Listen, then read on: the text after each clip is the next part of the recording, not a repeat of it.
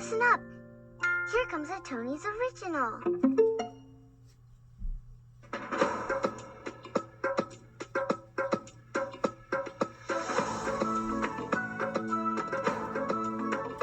Hello, everyone.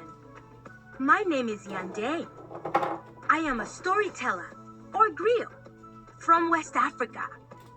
My grandparents were griots that told wonderful stories full of magic and wisdom. Those stories were then passed down to my parents, who passed them to me.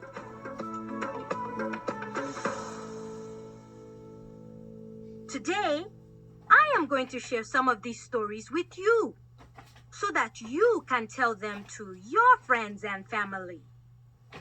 There will be wide tales that answer questions such as, why does a tortoise have a hard shell? As well as trickster tales with clever animals who we can learn from. Sometimes I will need your help. So give me your best listening ears and get ready to jump into the tales with me. Everyone is welcome to join.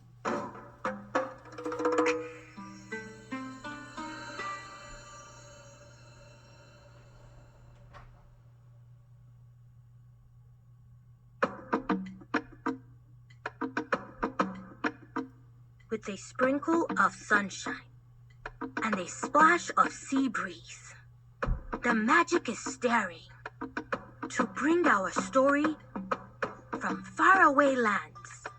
Let the words fill our ears with tales to share for many years.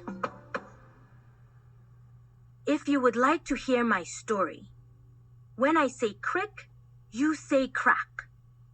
Crick, crick. Well done. This is the story of Anansi and Thunder, the god of the sea and storms. Once upon a time, there was a village plagued by hunger. Anansi lived in this village and had been quite unable to find food for his wife Aso and his son Kwekusin. It had been days since they had eaten a full meal. Anansi was gazing out of the window, feeling defeated, when something wonderful caught his eye. Right in the middle of a tiny island, far, far away, stood a giant palm tree. Palm trees are full of juicy palm nuts, which I can pick for us to eat, Anansi said to himself. Anansi didn't own a boat, and he knew the island was much too far away to swim to, but he was determined to find a way. He began to walk toward the water's edge. As he got closer, something amazing came into view. It was an old wooden fishing boat that he could use to reach the island. Anansi couldn't believe his luck. He jumped inside, grabbed the oars, and tried to push the boat into the water. But, whoosh! A wave crashed over him, sending him right back to shore. Anansi tried again. Whoosh! Another wave crashed over him. This happened over and over again. But Anansi was determined. And finally, on his 7th try, Anansi and his creaky old boat made it over the wave, charting a clear path ahead. When Anansi got to the island, he tied his boat to the trunk of the giant palm tree, which was growing right from the shore. Anansi was ecstatic. I can't wait to eat these juicy palm nuts. We can make palm nut soup, he said, licking his lips hungrily. He climbed all the way up until he reached the tree's branches, which were heavy with palm nuts. Anansi began to pick them and throw them to the boat below. One by one, He threw the first palm nut, which missed the boat, and went into the sea. Anansi was determined. He aimed more carefully and threw the second nut into the sea.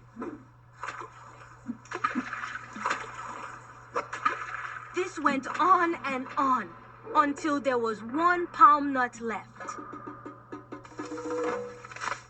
Anansi aimed as carefully as he could.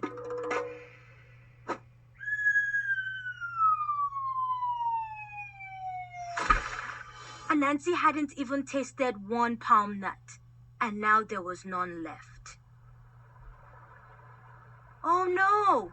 I have lost all my palm nuts," he cried. His empty tummy rumbled loudly, and he thought of his family at home. "I can't return empty-handed." Anansi was determined still, and he dove into the water to find what he had lost. Suddenly, Anansi found himself on the seafloor, standing in front of an underwater palace made of sea grass and glimmering coral. An old man emerged from the castle. "I am Thunder, god of the sea and storms. What brings you to my home, all the way here on the ocean floor?"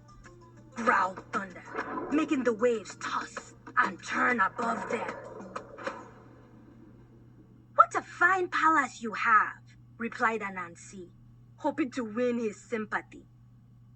Anansi told Thunder his sad story, how he lost all of his palm nuts and would return to his hungry family empty-handed. "I have found nothing for us to eat, and now my wife and child will go hungry," Anansi sighed with his head hung low. "Do not worry," said Thunder kindly. "I have something for you and your family." Thunder disappeared into his kingdom and returned with a round clay cooking pot. "This cooking pot will feed you and your family. It will never run empty." He handed the pot to Anansi. "All you need to do is say these words. Pot, pot, give me what I need." Anansi could hardly contain his excitement. If this cooking pot works, he and his family would never be hungry again. He thanked Thunder, returned to his boat, and immediately said the magic words. Can you remember what they are? Say it with me. Pot, pot, give me what I need. Pot, pot, give me what I need. Great job!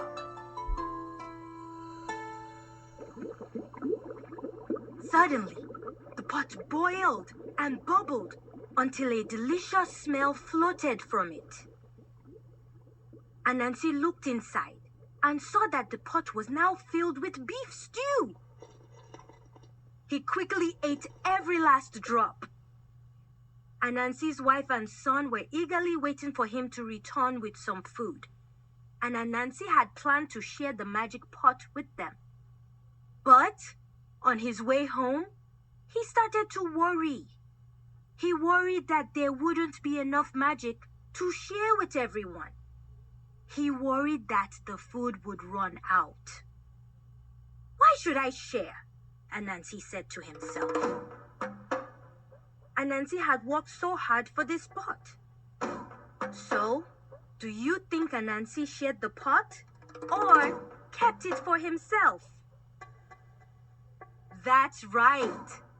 Anansi hid the magic clay pot in the forest and didn't tell anyone, so that only he could use its magic. When Anansi returned home, he pretended to be tired, weak, and hungry. He lied to his family, telling them that his quest for food had failed. The lies continued. Every day, Anansi pretended to go search for food in the forest when he was really visiting his hiding spot. Every day, Anansi dug up his magic pot and every day ate a hearty meal alone. He no longer complained about being hungry and was growing plump while his family became thinner and weaker. Kwekusi, Anansi's son, began suspecting something. "How is it that father does not seem hungry anymore?" he asked his mother. "He always goes off into the forest and never comes back with anything to eat." Aso, Anansi's wife, nodded thoughtfully. It did seem strange. Anansi was always singing and whistling around the house and seemed to forget all about finding food for his family to eat. So, the next day, when Anansi left for his usual mysterious trip to the woods, Kwekunsi followed him. He watched as Anansi dug up the magic pot and listened as Anansi said the magic words. "Ready? On 3. Say them with me. 1, 2, 3.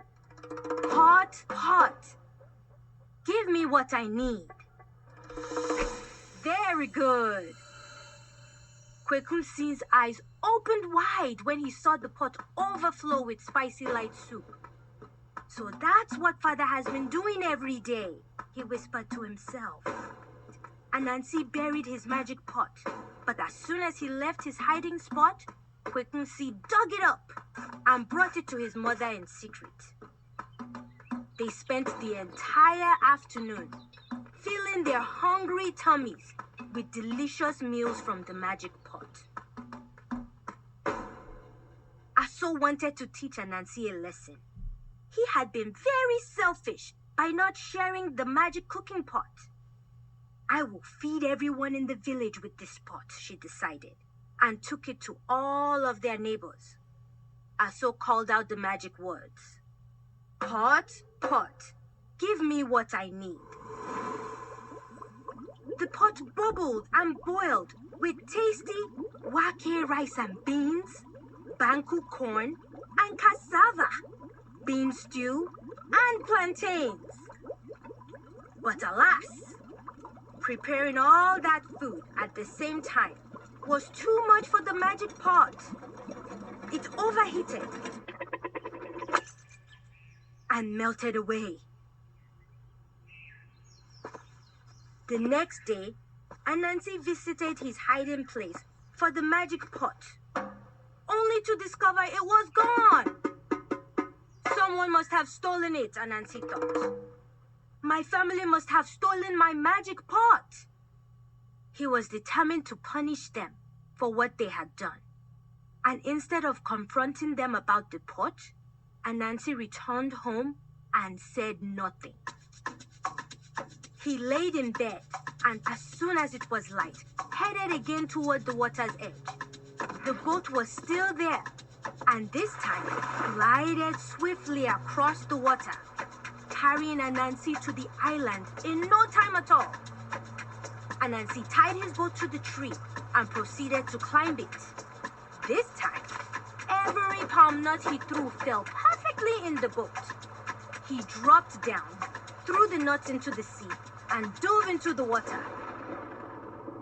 Anansi found himself at Thunder's palace again, with Thunder waiting to hear his story. Anansi told his tale, and the old man was kind again. This time, he fetched a stick from his palace and gave it to Anansi. Anansi was excited to experience the magic of the stick. If it was anything like the magic pot, it will give Anansi exactly what he needed at this time. He returned home to Aso and Kwekusi with the magic stick in hand, ready to punish his family for stealing his magic pot. I know you stole my magic pot, and now we will all go hungry. But with the help of Thunder, the god of the sea and storms, you will learn your lesson Anansi held out the stick and said the magic words. Say them with me.